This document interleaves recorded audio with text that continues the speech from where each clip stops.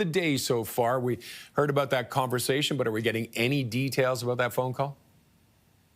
Yeah, unsurprisingly, you can imagine that there are relatively few details we can confirm through sources that they talked trade, they talked the border as well, and that matches up with what Donald Trump posted on Truth Social, where he talked about this also being a drug war. We can confirm there will be another phone call happening this afternoon. Trump said it's going to happen at around 3 o'clock in his Truth Social post. This is all really lining up. I mean, the question is how much to take from these phone calls. The fact that there are multiple phone calls happening today is likely good news. At the very least, it's a line of communication that's open. As you pointed out, it's the first phone calls and first conversations happening between the Prime Minister and the President since his inauguration. That's incredibly significant.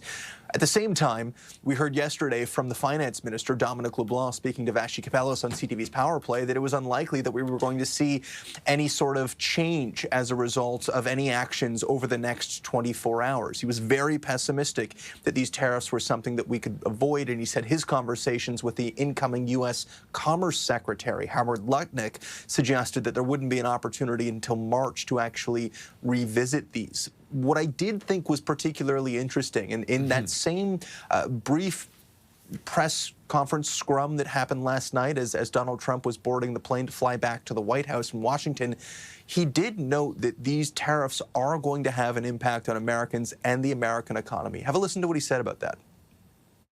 No, I'm not concerned.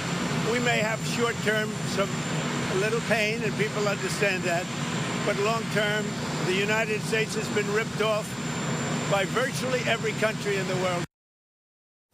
And so since Canada issued the retaliatory tariffs, Mexico is expected to do the same this morning. There is an acknowledgement that this is going to be something that isn't good for either country. However, he talks about the long-term benefits there, and that's part of the challenge that I think Canada is going to have to deal with.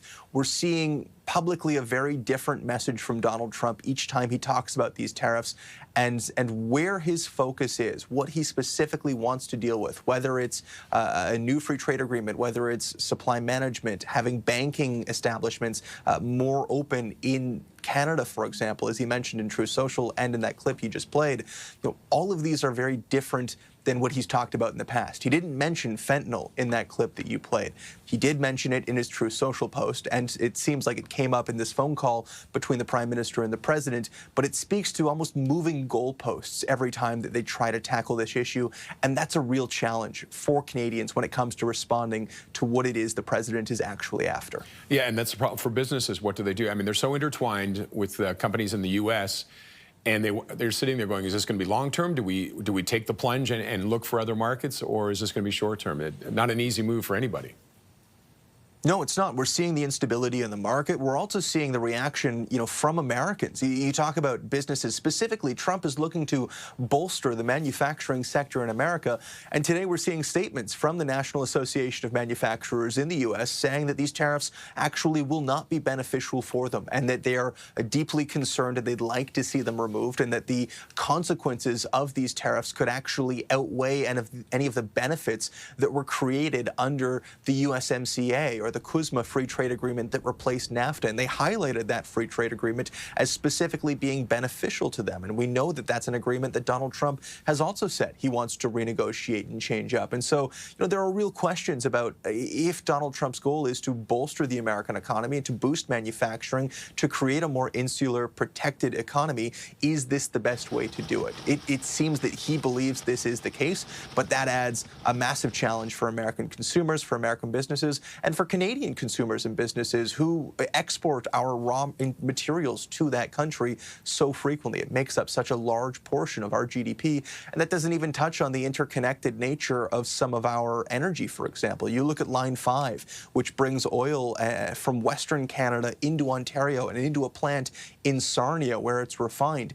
That line crosses under Lake Michigan. And will these tariffs mean that any oil moving from Western Canada to Eastern Canada that quickly ventures through the States be tariffed? That's a big, big question for our financials, but it also offers an opportunity where the U.S. could potentially turn off the taps. That's a major vulnerability that didn't exist before this because Canada was willing to be so interconnected with the United States. How do we move forward from here? Are those interconnections still going to be something that are palatable? That's a big question that has to be answered by industry that I don't think we've really turned our eyes to yet. Absolutely. All right, CTV's Colton Parell, thank you for that.